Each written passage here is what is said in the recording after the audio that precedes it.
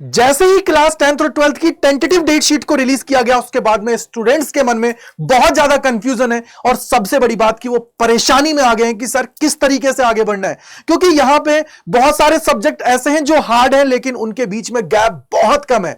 तो किस तरीके की पूरी स्ट्रेटेजी होनी चाहिए, टाइम टेबल क्या होना चाहिए, कैसे मुझे आगे बढ़ना है, क्या क्या चीजों का ध्यान रखना है, तो इन्हीं सारी जो कंफ्यूजन है आप सभी के मन में, उन्हीं को दूर करने के लिए यह कंप्लीट वीडियो आप सभी के लिए होने वाला है। तो वीडियो को आप सभी को लास्ट तक देखना है और अपने जितने दोस्त हैं, फ्रेंड्स हैं, सभी को शेयर कर देना है, जिससे उन सभी को भी इसके बारे में पता लग जाए।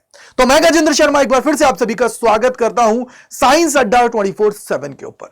यार देखो, टेंटेटिव डेट शीट जो रिलीज की गई है ना, वो यार देख के लग रहा है कि इसके अंदर बहुत ज्यादा चेंजेस आप सभी को देखने को मिल सकते हैं। उसके पीछे का रीजन है फिजिक्स के अंदर सिर्फ एक दिन का गैप। यार एक दिन के अंदर बच्चा क्या करेगा, और जो सब्जेक्ट है उसके अंदर 8-8, 9-9, 10-10 दिन आप लोगों ने प्रोवाइड किए हैं। फिजिकल एजुकेशन भी तो बच्चा देता है ना साइंस का, तो क्या क्या पूरा सिनेरियो एक बार हम लोग देख लेते हैं। तो सबसे पहले मैं आप सभी के सामने एक बार लेके आना चाहूंगा कि आपको एक बार मैं टाइम टेबल है उसको मैं बताना चाहूंगा। देखो, फिजिकल एजुकेशन आप सभी का 18 फरवरी को होने वाला है, आपका बता दिया गया। फिजिक्स 20 फरवरी, केमिस्ट्री 28 है, मैथमेटिक्स 9 मार्च है, इंग्लिश कोर है 12, हिंदी इलेक्टिव है 16, बायोलॉजी 27 और एग्रीकल्चर फर्स्ट।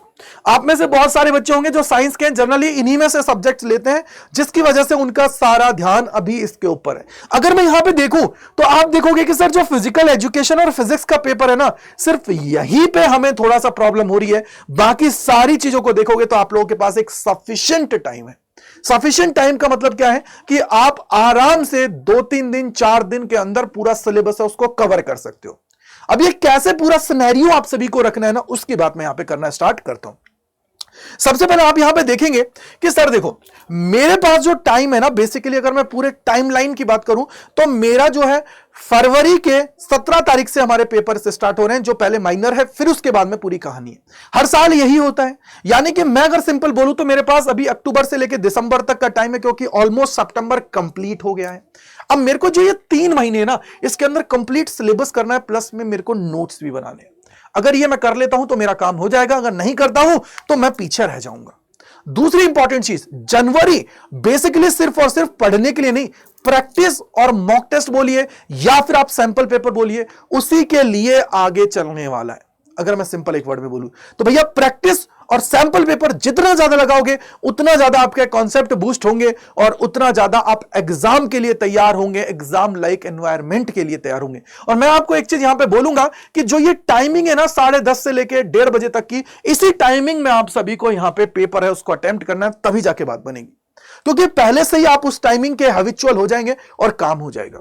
इसके बाद में फरवरी से लेकर अप्रैल जब तक आपके एग्जाम जाने वाले हैं, उस टाइम में आपको फोकस्ड और डेट वाइज अपना रिवीजन है उसको करना है कि भैया पहले अगर मेरा फिजिकल एजुकेशन का है तो मैं फिजिकल एजुकेशन और फिजिक्स को साथ लेके चल रहा हूं, क्योंकि फिर आपके पास फिजिक्स में टाइम नहीं है। उसके बाद में फिर आपको पता है कि इंडिविजुअल आपके सब्जेक्ट्स हैं, तो उसके अकॉर्डिंग अगर आप लोग प्रिपरेशन करते हुए चलेंगे तो आपका काम आसान हो जाएगा। क्यों? आपने ऑलरेडी सारी चीजों को पहले कर रखा है। पहले से अगर आप पढ़ते हो तो आपका काम आसान होगा।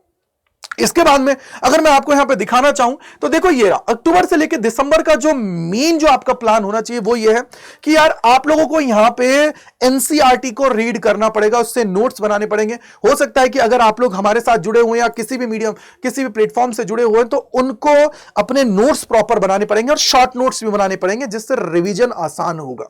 सेकेंड जो इंपॉर्टेंट है, आप लोगों को देखो, आप लोग एक मान की बात मानिए मेरी कि आप लोगों को पूरे पीवाईक्यूज है ना उनका एनालिसिस करना है। अगर एनालिसिस करना है तो ऑलरेडी मैं आपके लिए वीडियो बना चुका हूं, तो उसमें से देखिए कौन कौन से ऐसे टॉपिक हैं जो सभी सबसे ज्यादा डिफिकल्ट है और इंपॉर्टेंट है, जहां से हर साल सवाल पूछा जाता है।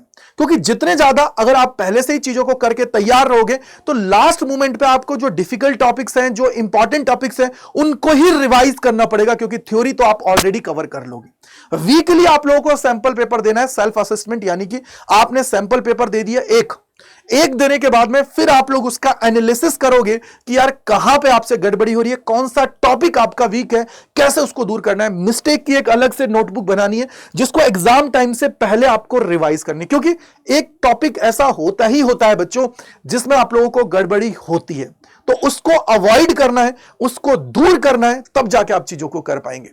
नेक्स्ट अगर मैं बात करूंगा तो आप लोगों को बैलेंस स्टडी करनी है सब सब्जेक्ट्स की। ऐसा नहीं है कि एक ही सब्जेक्ट के अंदर लगे पड़े हो। देखो यार, मैक्सिमम अगर मैं बात करूं 5 से 6 सब्जेक्ट्स आप सभी के पास होते हैं, या तो फिजिक्स केमिस्ट्री मैथ्स हो गया, फिजिक्स केमिस्ट्री बायो होगा, हिंदी इंग्लिश होता है, या आपने फिजिकल एजुकेशन साथ में ले रखा है, या एग्रीकल्चर ले रखा होगा। इनके अलावा मैक्सिमम नहीं होगा।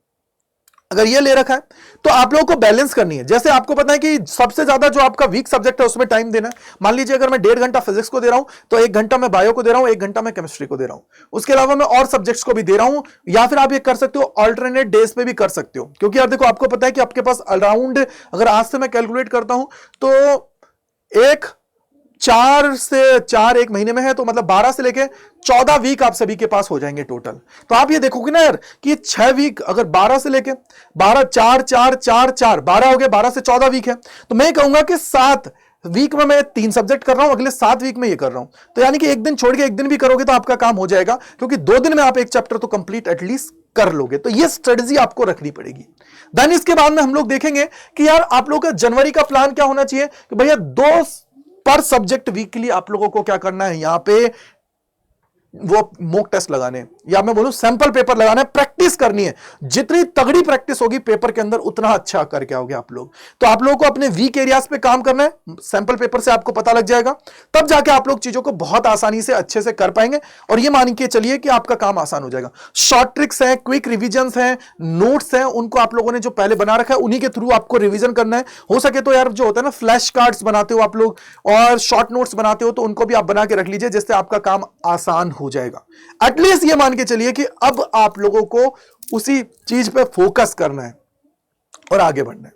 आगे अगर मैं देखूं तो आपको पता है फिर क्या होगा, फिर डेट वाइज आपको अपनी तैयारी करनी है। जैसे आपका फिजिकल एजुकेशन का पेपर है, तो मैं तो यही कहूंगा कि यार 9 से लेकर 19 तारीख, यानी कि देखो 9 से लेकर 16 18 तारीख को आपका पेपर है, आसपास 18 के। तो उसके बाद में मैं ये बोलूंगा कि फिजिक्स और फिजिकल एजुकेशन को तो एक साथ लेके चलना है। लास्ट 1-2 दिन बचे तब आपको फिजिक्स को छोड़ देना है, नहीं तो मैं रेगुलरली क्लासेस इस चैनल पर कराऊंगा, तो उसके अकॉर्डिंग आप लोग पढ़ लीजिएगा।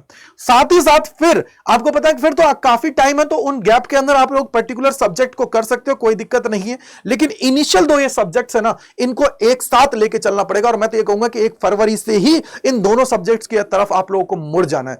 जनवरी तक आप लोग सारी चीजें करोगे, लेकिन फिर आप लोग फरवरी में आते ही इन पर्टिकुलर सब्जेक्ट्स की तरफ आप लोगों को जाना है, जिससे ये दोनों तैयार हो जाएं, क्योंकि इनके अंदर ही टाइम कम है, बाकी के अंदर टाइम सफिशिएंट है, इजीली आप लोग कर पाओगे। उसके अंदर अगर जो आपके पास टाइम बचा हुआ है, उसके अंदर मॉक टेस्ट भी लगाने हैं, यानी सैंपल पेपर लगाने हैं, आपको रिवीजन करना है, डायग्राम्स को बनाना है, थ्योरम्स को रिवाइज करना है, डेरिवेशंस को करना है, ये सारी चीजें आप लोगों को वहां पे करनी है। बस एक चीज बोलूंगा, नए टॉपिक की तरफ नहीं जाना है, जो पढ़ लिया सो पढ़ लिया। उसके बाद में सिर्फ फोकस आपको क्या करना है, टॉपिक्स पे करना है, जो इंपॉर्टेंट टॉपिक्स हैं उनको रिवाइज इतनी बार कर लेना है कि एग्जाम में एक छोटा सा टॉपिक भी ना बच पाए। इसके बाद में दिल्ली के टास्क क्या है, देखो मैंने आपको बता ही दिया था कि अल्टरनेट डेज पे भी आप लोग चीजों को कर सकते हो। समरी और जो कार्ड्स हैं वो आपको बना के रखना है, रेडी रखना है, बाद में प्रॉब्लम ना।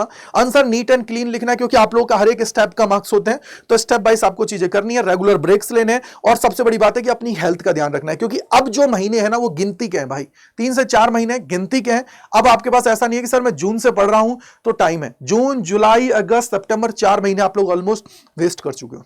अब अगले 4 महीने आपको अच्छे से तैयार करने हैं, अच्छे से पढ़ना है, जिससे आप लोग सिलेक्शन की तरफ आगे बढ़ पाओ, बोर्ड के अंदर जो 95% का ये क्राइटेरिया है ना उसको फिलफिल कर पाओ। मैं तो एक ही चीज बोलूंगा यार। साथ ही साथ टिप्स क्या दे रहा हूं, टिप्स ये है कि आप लोगों को पीवाईक्यू सॉल्व करना है, एटलीस्ट 5 साल, मिनिमम 5 से 7 साल का आप लोगों को सॉल्व करना है। दूसरी चीज प्रैक्टिस करनी है, एग्जाम कंडीशंस, मतलब जो टाइम आपको दे रखा है उसी के अकॉर्डिंग आप लोगों को चीजें करनी है। पैटर्न और मार्किंग स्कीम है, उसके अकॉर्डिंग चीजों को करना है। और सबसे बड़ी बात है कि रिवाइज करना है और अपने आप को काम रखना है। ऐसा नहीं यार मेरा तो पढ़ाई नहीं है, कैसे होगा क्या नहीं होगा, भाई अपने आप को काम रखना है। जितना काम रखोगे उतना अच्छा परफॉर्म कर पाओगे, ये याद रख लो। क्योंकि देखो यार, तैयारी का मौका सिर्फ एक बार मिलता है। जितनी बार चीजें आप लोग कर रहे हो, जितने टाइम को वेस्ट करोगे वो यही है, क्योंकि हरी आप लोग करोगे, ज्यादा अपने आप को मतलब प्रेशर में डालोगे ना तो चीजें आपकी खराब होती हैं, ये ध्यान रख लीजिए। तो इसलिए मैं आपको बोल रहा हूं कि यार फोकस्ड होके चलिए, सारी चीजों पे फोकस करना है। अभी टाइम है अपने ऊपर काम करने का, तो काम करेंगे, आगे बढ़ेंगे और चीजों को अच्छे से करते हुए निकल जाएंगे। साथ ही साथ रिसोर्सेज क्या हो सकते हैं, तो देखो एनसीईआरटी है, सॉल्यूशंस हैं, बाकी देखो कोचिंग नोट्स हैं और वीडियोस जो आप लोगों को हम लोग यहाँ पे प्रोवाइड करा रहे हैं उनको कर लीजिए। सैंपल पेपर लगाइए, मॉडल पेपर्स लगाइए, प्रीवियस ईयर क्वेश्चंस करिए। ये मान लीजिए अगर इन चीजों को करते हो तो आप लोगों का काम आसान होगा, अदरवाइज प्रॉब्लम ही प्रॉब्लम है। वो होता है ना कि प्रॉब्लम ही प्रॉब्लम है, सोल्यूशन कुछ कुछ है ही नहीं, अगरबत्तियां राख हो गई, गॉड तो फिर भी मिला नहीं। तो वही चीज है मेरे भाई कि अब फोकस्ड रह के चीजें करनी है, आगे बढ़ना है। तो ये मैंने आपको ऑलमोस्ट सब कुछ समझा दिया। बाकी आप इस चैनल को ज्वाइन कर लीजिए, यहां पे मैं और भी गाइड आप सभी को करता रहूंगा, चीजें समझाता रहूंगा, चीजें बताता रहूंगा। और फिर भी कोई डाउट, कोई परेशानी आ रही है तो आप इसके ऊपर मुझे मेल करिएगा, जिससे मैं आपके सारे डाउट्स को दूर करूंगा, जिससे आप सभी को आपकी मंजिल तक पहुंचाऊंगा। इतनी गारंटी है, फिजिक्स की जिम्मेदारी मैं आपकी लेता हूं, केमिस्ट्री, बायो और इस सब के लिए पूरी टीम हमारी एकदम तगड़े लेवल पर तैयार है। बस आपको मैं बोलूंगा कि तबाही तरीके से हम लोग करेंगे और चीजों को अच्छे से करते हुए आगे बढ़ेंगे। बस शर्त यही है कि आप लोगों को थोड़ा सा विश्वास रखते हुए आगे बढ़ने की जरूरत है। बस इसी के साथ मैं अपनी वाणी को विराम दूंगा। मिलते हैं इस प्रकार की और वीडियोस में साइंस अड्डा 24/7 के ऊपर। चैनल को सब्सक्राइब कर लीजिए, ऑलरेडी काफी चीजें आपको प्रोवाइड करा दी गई हैं, उनको आप देखिए। उसके अलावा बहुत सारी चीजें आप लोग के लिए लाइंड अप है, जिससे आप लोगों को चीजें समझ में आएंगी। So thank you, bye bye to all, God bless you, Jai Hind, जय भारत। मिलते हैं इस प्रकार की और वीडियोस में साइंस अड्डा 24/7 के ऊपर। Bye bye to all.